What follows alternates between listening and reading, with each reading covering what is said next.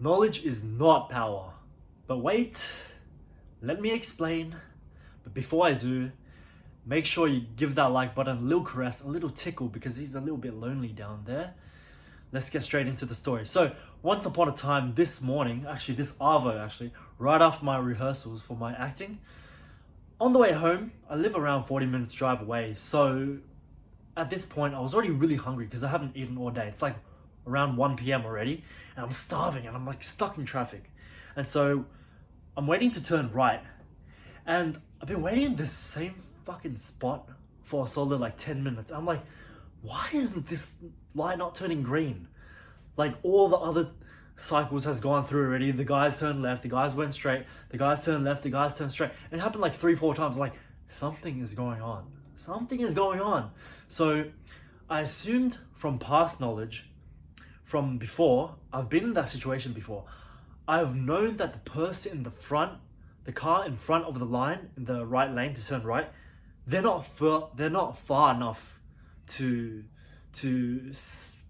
trigger that plate on the floor. There's like a trigger on the bottom of the road that lets the road know that there's a car there, so that the traffic light will turn on for the car. Because if there's no car there, then it won't turn on, because it's just a waste of time. If it turns on and there's no car there, it's wasting time for other people. So I had an idea, I had a feeling that there was a car at the front that was not close enough to the front to trigger the alarm.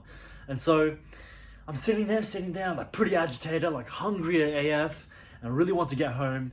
Had another 30 minutes drive ahead of me. And so something was telling me to get out of the car, to go check, to go all the way to the front of the line and go check, but I didn't do it. Something told me to just relax, just let it go. And so I just sat there, 10 minutes go by, 15 minutes go by, and I'm just like, okay, stuff this. I'm going to the other lanes. So I go into the middle lane, and that's when I pull up to the front, and I realize that exactly what I was believing, exactly the hunch that I had was true. So the car at the very front was too far back, and it wasn't close enough to the front to trigger the alarm. And so at that moment, I was just like, oh my God, why didn't I do it? Why didn't I walk to the front of the car, front of the line, and tell him to move up in a nice way? And so I was just beating myself over this, and then eventually I'm already in the middle lane, I'm ready to go straight. And then 10 seconds later, after I have that thought, I'm like, I should have did this. This guy comes up behind me, and he walks out of the car and goes to that guy and tells him exactly what I was planning to do.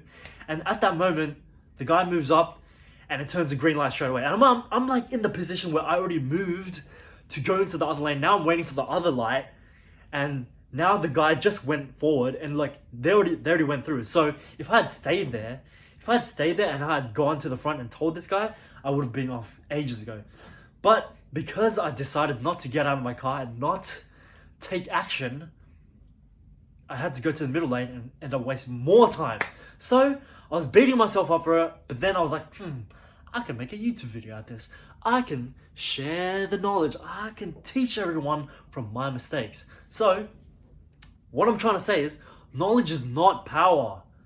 No matter how much knowledge you have, no matter all the information you know in the world, if you don't take action on that knowledge, if you don't apply it, it's worthless. Let's have another example. Imagine you're a mind reader. Imagine you can know all the things that are in someone's mind, and imagine that for out of nowhere, an instance comes up, an opportunity comes up, and the guy's like, you come up to a guy, and the guy is like a billionaire, and he's like, I will give you $50 billion if you can beat me in rock, paper, scissors.